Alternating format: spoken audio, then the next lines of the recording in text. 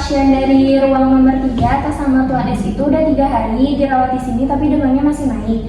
Terus ini dari hasil rapid testnya Ibu dinyatakan positif COVID-19 dan pasien juga tidak menunjukkan perbaikan yang berarti gitu Ibu. Apakah jika dilakukan DRK Ibu setuju?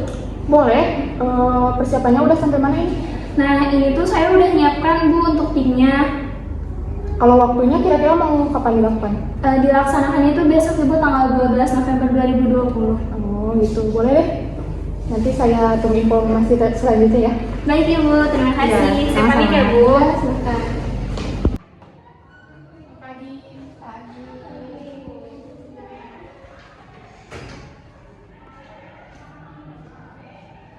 Assalamualaikum warahmatullahi wabarakatuh.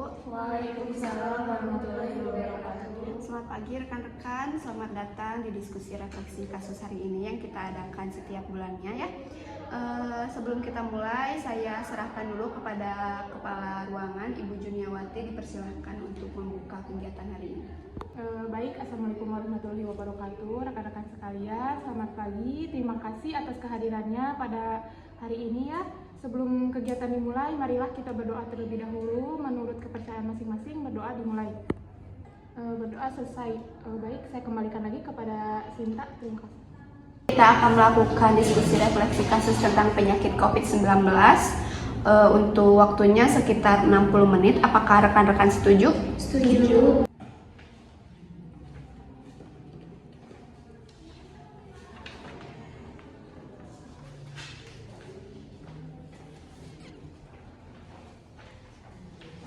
Baiklah, untuk diskusi hari ini saya harap peserta dapat mengikuti dengan baik dan aktif. Untuk materi 15 menit dan untuk diskusi sekitar 45 menit.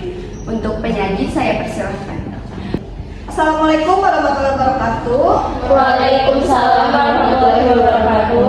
Jadi pada diskusi kali ini kita akan membahas tentang COVID-19. Baik, di sini ada kasus dari COVID-19 ya. Untuk pasiennya Tuan S yang sudah dirawat selama 4 hari sakit dengan tanda gejala demam masih tinggi, sesak napas dan batuk.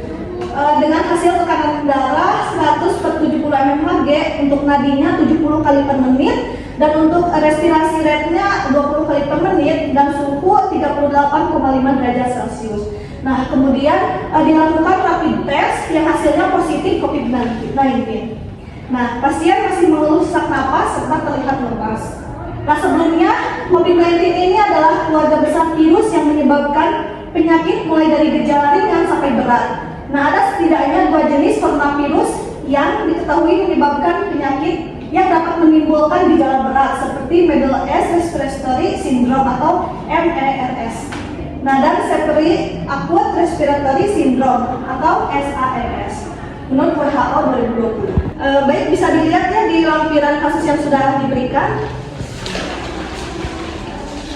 Nah, di sana ada diagnosa keperawatan untuk pasien COVID-19 ini. Yang pertama ada ketidakefektifan pola nafas.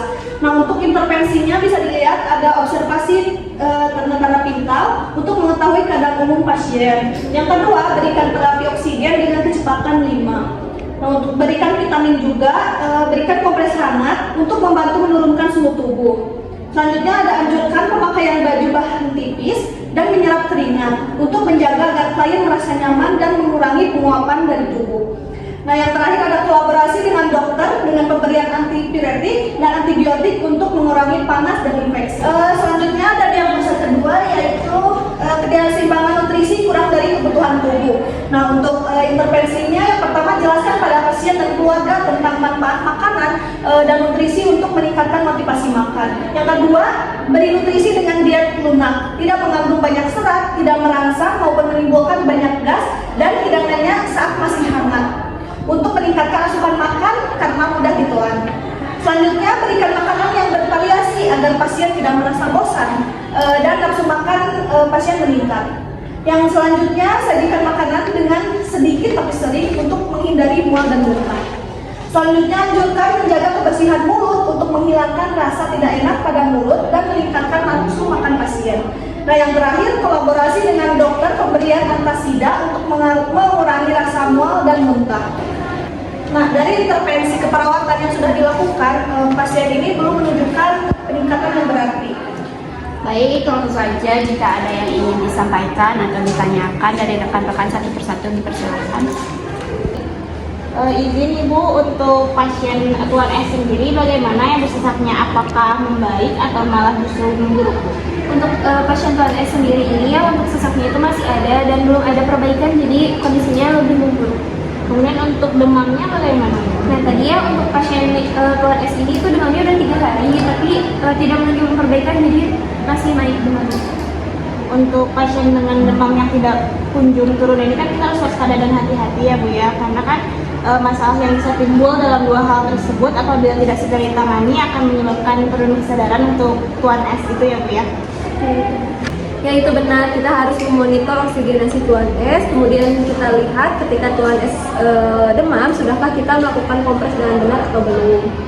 Baik, untuk kompres yang kita lakukan itu sudah benar ya, karena kita menggunakan air hangat di lipatan-lipatan tubuh.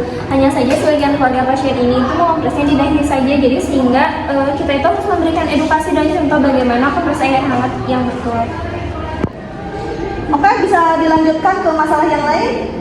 Permasalahan yang biasa muncul itu, pasien tidak mau makan, keluarga tidak bisa memaksa pasien dengan baik. Kita meminta kepada keluarga untuk selalu memberikan makanan sedikit tapi sering kepada pasien yang tidak mau makan. Sepertinya kita harus menanyakan makanan kesukaannya apa. Benar, nah diet pasien adalah diet rendah serat. Biasanya tuh petunjuk dietnya yang dianjurkan oleh dokter tuh seperti makanan yang tinggi kalori, cairan, terus adanya vitamin, protein, dan tidak juga mengandung banyak serat dan tidak menimbulkan banyak gas seperti itu. Makanan rendah serat ini bertujuan untuk memenuhi kebutuhan gizi, namun sesedikit mungkin meninggalkan sisa untuk dapat membatasi volume feses dan juga tidak merangsang saluran cerna. Kalau untuk makanan yang dianjurkan itu bagaimana ya Bu? Kalau untuk makanannya bisa di karbohidrat itu beras ditim, mungkin Kentang rebus juga bisa. ya kentang rebus bisa. Terus untuk proteinnya tahu, tempe, telur itu bisa direbus, kemudian daging sapi, Ayam juga bisa ya direbus, ayam sampai empuk ya. ya. Terus untuk sayurannya itu yang tadi rendah serat seperti buncis, wortel, terus tomat seperti itu. Kalau untuk buah-buahan atau minuman yang dianjurkan itu bagaimana? Nah untuk buah-buahan ini tuh yang tidak menimbulkan gas seperti pisang, pepaya, alpukat, seperti itu. Dan untuk minumannya itu boleh teh encer, tapi kayaknya lebih baik untuk air putih saja. Masakannya tidak boleh pedas ya? Ya benar, nggak boleh makan makanan pedas. Baiklah, apakah ada yang ingin disampaikan atau sudah cukup? Masih ada waktu sekitar 5 menit lagi. Ada satu hal lagi yang harus saya ingatkan kepada semuanya ya, bahwa untuk melakukan perawatan pada pasien COVID-19 ini kita harus menggunakan APD yang lengkap agar tidak tertular kepada kita. Baik, apakah ada yang ingin disampaikan lagi rekan-rekan? Sepertinya sudah cukup Ibu. Alhamdulillah ya, diskusi hari ini sudah berakhir. Dapat saya simpulkan bahwa pasien dengan COVID-19 ini harus dilakukan pemantauan oksigenasinya, suhu pasiennya, dan terkait diet makanannya, yaitu diet lunak dan rendah serat. Baik, terima kasih kepada penyaji dan rekan-rekan yang telah hadir di diskusi refleksi kasus hari ini. Karena diskusi telah selesai, mari kita tepuk tangan untuk kita semua. Jangan lupa untuk mengisi daftar hadir yang telah disediakan. Saya tutup diskusi ini. Wassalamualaikum warahmatullahi wabarakatuh. Waalaikumsalam warahmatullahi wabarakatuh.